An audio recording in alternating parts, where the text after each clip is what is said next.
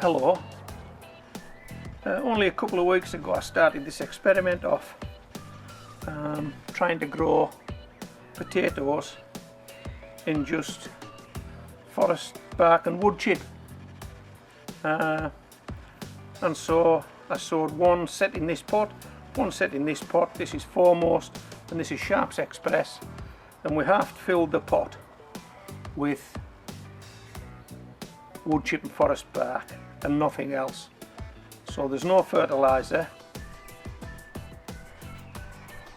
no soil and no compost in there, just wood chip and forest bark. But I've been thinking about this experiment and I'm sure it's doomed to failure. It's doomed to failure because there's probably nothing in there for the potato to actually take in to make it grow. The wood chip and forest bark isn't composted down. Basically all that's doing is supporting the seed potato, but the seed potato is bound to be looking for some nutrients, some fertilizer in there, and there isn't any. So I'm going to go back on my word now. I'm going to go back on what I said earlier. I am going to add some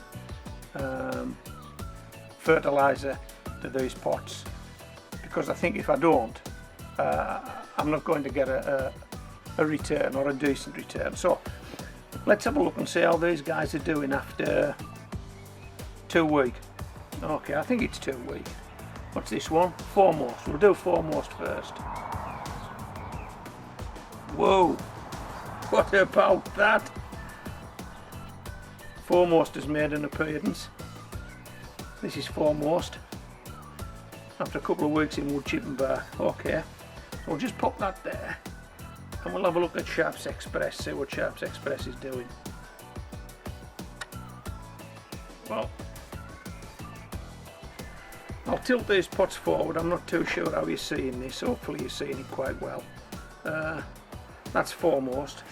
This is Sharps Express, and Sharps Express is just, if I move this wood chip and forest bark, I'm sure you'll see it. Yeah, you can't you? You can see that, surely. That's the growing tip of Sharps Express.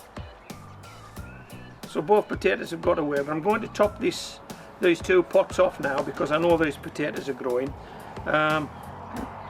with some more wood chip and forest bark. But I've added to this some bloodfish and bone, and I got some coffee grounds last week, some free coffee grounds.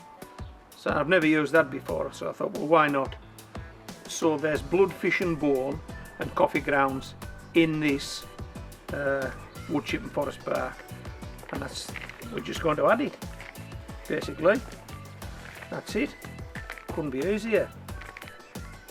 And because it's very light, unlike some compost, it's not going to break this top growth off. It's just going to settle in around it very nicely. A bit like we're actually mulching it. I suppose we are really, aren't we? So we'll fill this right up to the top.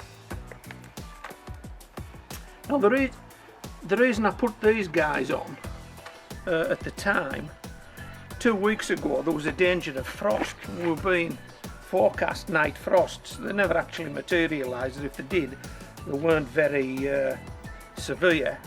But I thought, well, if I put this pot on top, because the seed potato was in the mix, then it didn't need light. All it needed was temperature and dampness, and this was damp.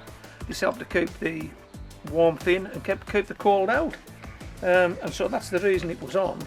But of course now the weather's warmed up, I can take these off and just stand these as they are.